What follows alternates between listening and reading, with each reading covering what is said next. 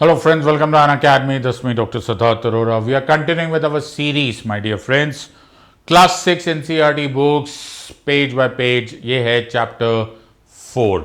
Now, मेरे ख्याल से हर सेशन में स्टार्ट होने से पहले मैं ये बात बता रहा हूँ that it is imperative, important, it is vital कि तुम्हें बेसिक्स आए. जब तक तुम्हें बेसिक्स नहीं आएंगे, you will not pass this exam.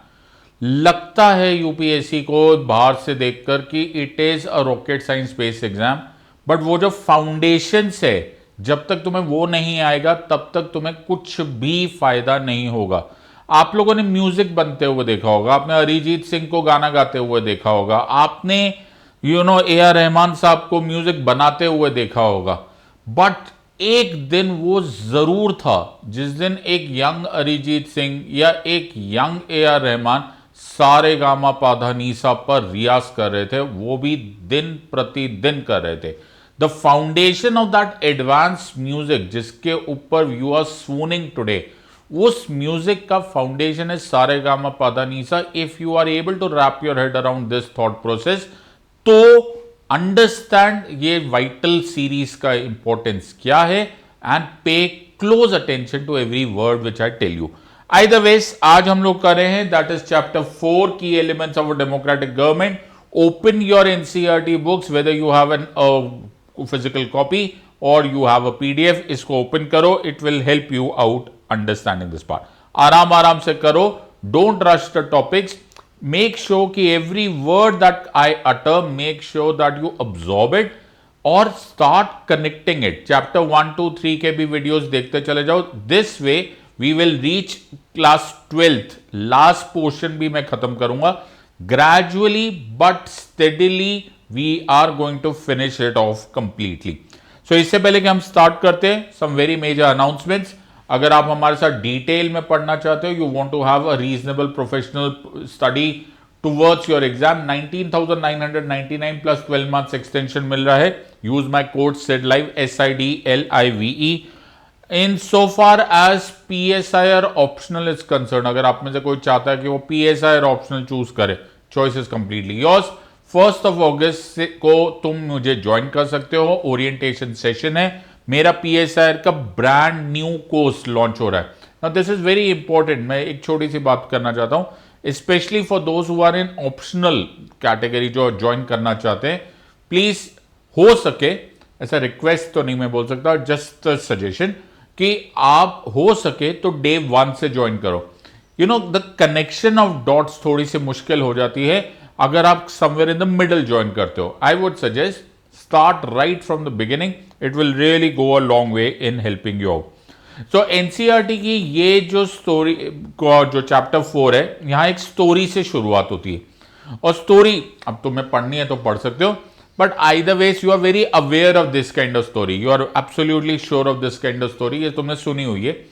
So for a long part of history, at least till 1994, तब तक साउथ अफ्रीका नाम की जो कंट्री है, वहां पर एक डिस्क्रिमिनेशनरी प्रैक्टिस होती थी जिसे अपार्थाइड बोला जाता था. It was a skin colour के बेसिस पर discrimination, the blacks versus whites. In fact whites discriminate करते थे ब्लैक्स के.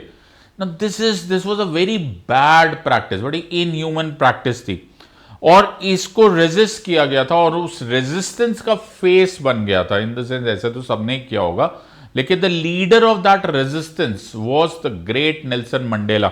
नेल्सन मंडेला साहब को उस टाइम पर 27 साल जेल में डाला गया था. 27 years of the prime of his life the man spent in prison. जब वो वापस आए, ओके, तो उनको वो ANC जो पार्टी थी, अफ्रीकन नेशनल कांग्रेस, उसके वो हेड थे. They went for the first democratic elections and handsomely they one that election.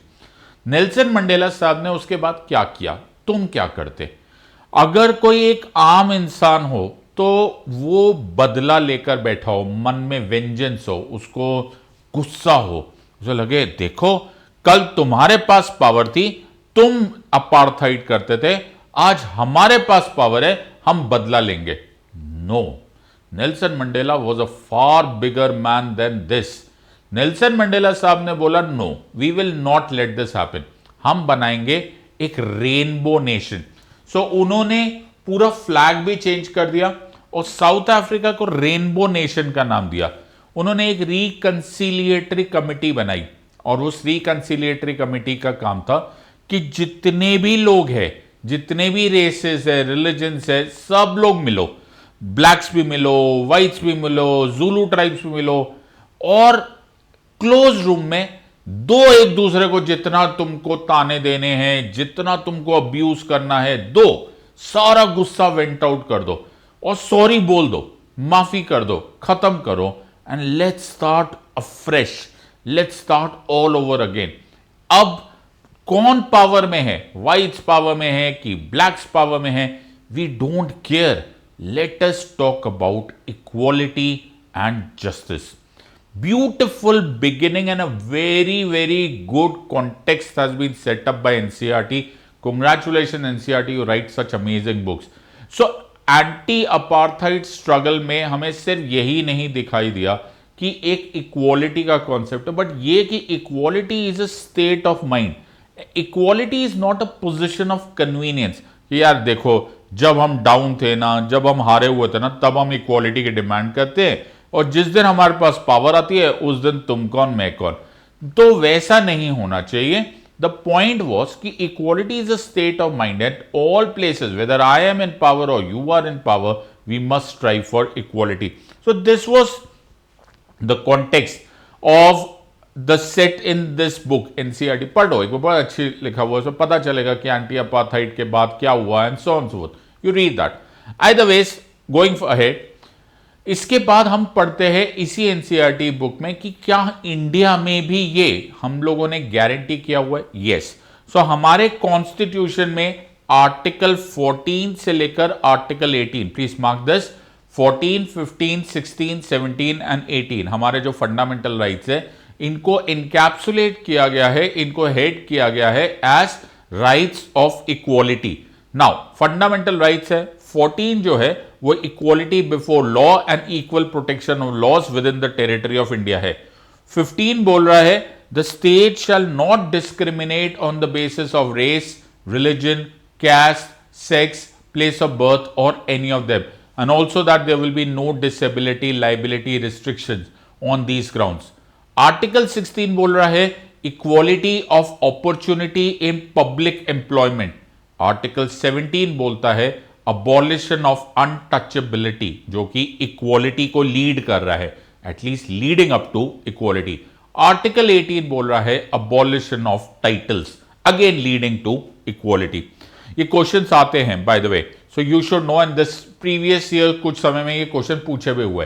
So 14, 15, 16, 17 and 18 तुम्हें पता होना चाहिए, एटलीस्ट ब्रॉडली तुम्हें अभी से पता चल जाना चाहिए। As and when we go ahead in advance topics तुमको इसके बिल्कुल एब्सोल्यूट इंट्रिकेट नुआंसेस भी मैं पढ़ा दूंगा। सो 14, 15, 16, 17 एंड 18। सो हमारा कॉन्सेप्ट है यूनिटी इन डाइवर्सिटी।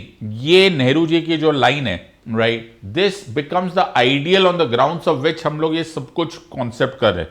डाइवर्सिटी का मतलब क्या हुआ? डाइवर्सिटी मतलब कि हम एक ही दुनिया में रहते हैं, एक ही देश में रहते हैं, वहां पर अलग अलग रेसेस है, रिलीजन्स है, कैस्ट है, जेंडर्स है, प्लेसेस ऑफ बर्थ है, so on and so fourth. You should celebrate it, one must enjoy this diversity.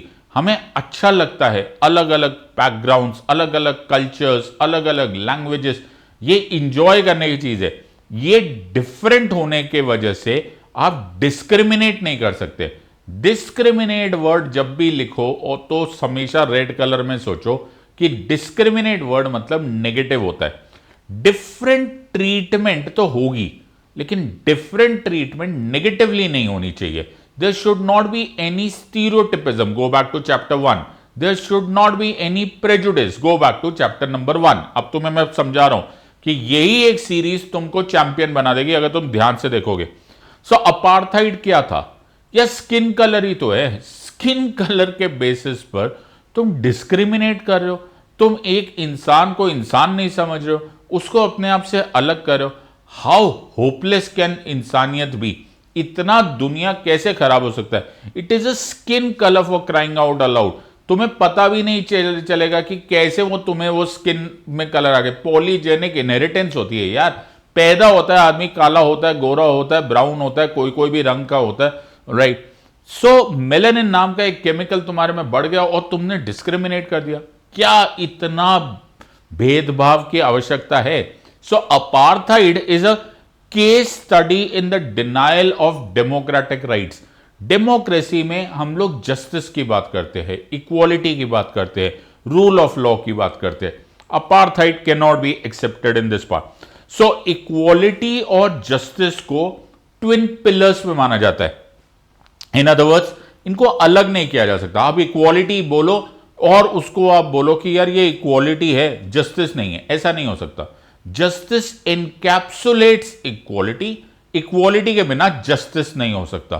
So justice is a very broad concept. हमें याद है, तुम लोगों ने प्रीएम्बल में पढ़ा होगा, we the people of India having solemnly resolved to constitute India into a sovereign, socialist, secular, democratic republic and to secure to all its citizens justice, social, economic and political liberty of thought, expression, belief, faith and worship, equality of status and of opportunity, fraternity, assuring the dignity of the individual and the unity and the integrity of the nation. In our Constituent Assembly on this 26th day of November 1949, do hereby adopt, enact and give to ourselves this Constitution. Justice लिखा हुआ है, लेकिन equality भी one of the objectives of the preamble है। So you can not remove it. तो अगर आप बोलते हो कि यार we are treating everyone under law, हमारी पॉलिसीज ऐसी है कि इक्वालिटी अचीव होगी, तो ऑटोमेटिकली जस्टिस भी आएगा, बिकॉज जो हिस्टोरिकल गलतियां हो रही है उनको भी हम हटाएंगे। So everything is, this is very intricately related to one another and this is when we go. इसलिए इसे शुरू में इन सब टॉपिक्स को पढ़ो, regurgitate these topics, think about it, क्या इक्वालिटी के बिना जस्टिस हो सकता है या नहीं हो सकता? Think about it and then will get some answers. तो हिस्टोरिकली इनजस्टिसेस होता था, ओके, जैसे अनटचेबिलिटी प्रैक्टिस हो रही थी, which was a sad story in the saga of our social evolution, but होता था, right. We have seen discrimination on the basis of race, religion, gender, right. जो disadvantage है इकोनॉमिकली उसके साथ आज भी बुरा होता है। So how do we protect it? We protected by ensuring कि हिस्टोरिकल जो इनजस्टिस है वो दोबारा ना रिपीट हो, उनको करेक्ट किया जाए। And that is where Baba Saheb comes into the picture. Baba Saheb ने खुद अपनी जिंदगी में इतनी डिस्क्रिमिनेशन सही थी on the basis of caste. So he came in a position of power in a sense because he became the chief architect of the Constitution of India. तुम्हें याद है मंडेला साहब का मैंने क्या बोला था? मंडेला के साथ भी ऐसे ही हुआ था। He also came into a position of power.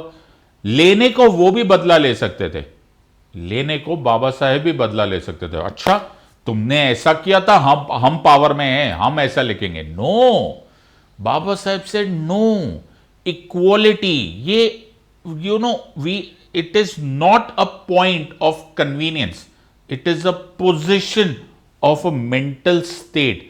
बाबा साहेब ने बोला कोई डिस्क्रिमिनेशन नहीं होगी। यस, रिजर्वेशन दो, रिजर्वेशन दो, बिकॉज वो हिस्टोरिकल इनजस्टिसेस गलत हुए, उसको लेवल प्लेइंग फील्ड में कन्वर्ट कर दो। लेकिन इक्वालिटी हमारा प्राइमरी उद्देश्य है। An objective of the preamble is equality. इसीलिए बाबा साहेब के खुद के वर्ड्स कितने अच्छे थे। He said, justice has always evoked ideas of equality. So equality जब भी होगी तो अपने आप जस्टिस होने लगेंगे। That is एक तरह से symbiotic relationship between the two thoughts. So this is how you understand equality. तो क्या आज गवर्नमेंट इंटरवेंशन इस तरह से हो रही है? Certainly. चाहे हम एग्जीक्यूटिव बोले, चाहे हम लेजिस्लेटिव बोले, चाहे जुडिशियल फैसले बोले, we will always see striving towards equality. अगर किसी को डिसएडवांटेज है, खाने को नहीं है, रिसोर्सेस नहीं है, पढ़ने के पैसे नहीं है, the government will provide it. So there will be mid day meal, there will be reservation, there will be waivers, loan waive कर दिया जाएगा, फीस माफ हो जाएगी। क्या कर रहे हो? You are doing positive affirmative steps. लिखो positive affirmative steps, because at the end of the day मेरा state, India, the state of India is a welfare state. So welfare में justice, social, economic and political आएगा. उसी तरह से gender based discrimination के खिलाफ. तुम्हें मालूम है कितनी बच्चियों को पढ़ने ही नहीं मिलता, और जब पढ़ने भी मिलता है तो उनको ड्रॉप आउट होना पड़ता है बिकॉज उनको सपोर्ट ही नहीं किया जाता. The government will step in and step up its actions. How will they do it? They will provide fee waiver. मत लो यार, पैसे देने की जरूरत नहीं है. उनको बेटी बचाओ बेटी पढ़ाओ स्कीम्स के तहत उनको सपोर्ट किया जाएगा. तभी तो जाकर इक्वालिटी अचीव होगी. इक्वालिटी अचीव करने की चीज है, and that is how the government does it. So justice is not only equality. Equality is a part of this entire thing which is called as justice. इसमें beyond equal treatment होगा. It will also recognise कि historical injustices होंगे. You will also take steps to uplift the disadvantaged or the marginalized and the vulnerable population. Example, reservation. So reservation is not anything away from the concept of equality. Reservation leads to equality. उस word को बोलते हैं level playing field. So level playing field achieve करना है तो आपको ये सब कुछ करना पड़ेगा. Think about it. ये हो गया concept. फैक्चुअल क्वेश्चंस को आंसर देने की कोशिश करो. You have 30 seconds to answer this question. The abolition of untouchability in India is guaranteed by which article of the constitution? 14, 15, 17 या फिर 21? Hurry up. You have 30 second. मैं 30 सेकेंड से ज्यादा नहीं दूंगा.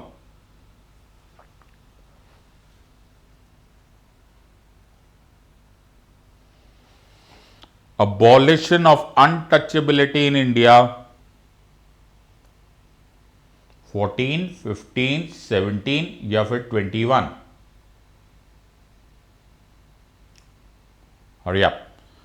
I guess. और तुम्हें मालूम है about a couple of years back previous year questions में ये क्वेश्चन पूछा हुआ है. Article 17 comes under which categories of fundamental rights? Remember, it is dealing with equality. Abolition of untouchability. Answer of course is C. So एक question तो तुम्हारा ऐसे ही एड्रेस हो गया. Now that even we haven't even started properly. अब तो 4 ही sessions हुए. एक और करके देखते थे. The prohibition of discrimination on the basis of gender in India is guaranteed by which article of the constitution? कि जेंडर, ओके, तो मैंने तुम्हें सारे के सारे ग्राउंड्स बताए हुए. 14, 15, 17 या फिर 21. एक्सप्रेसली लिखा हुआ है there shall be no discrimination on the basis of race, religion, caste, sex, place of birth और any of them. You have about 10 more seconds. Hurry up. अगर कमेंट सेक्शन में आंसर दोगे ना तुम्हारा कॉन्फिडेंस बढ़ जाएगा. The prohibition of discrimination on the basis of gender, तो यही है. ओके, कभी जेंडर पूछ लिया, race, religion, caste, sex, place of birth, any of them. Answer of course is B, article 15. सो इस तरह से कुछ कुछ आर्टिकल्स तो याद कर लो. That's very important. जैसे 14 का टेक्स्ट याद कर लो. 15, 16, 17. जब मेरी क्लासेस में प्लस क्लासेस में होता है तो आई इंश्योर कि मैं ना उनको पूरा का पूरा टेक्स्ट ही याद करवा देता हूँ. It really helps them become better students and better inculcation of the topic. So I hope तुम्हें समझ में आ गया मैं कैसे पढ़ाना चाहता हूँ. Right, this is my approach of teaching. Concept पढ़ो, abstract as well as formal as well as factual चीजें याद करो. You want to join me, use the code SETLIVE and बहुत अच्छा ऑफर है. 19,999 plus 12 months free extension. Optional students, watch out for 1st of August. We are starting with PSIR, brand new course. Don't miss this for anything. I'll be happy to teach you in the words of an academy. Let's crack it. Until next time, God bless, thank you and Jai Hind.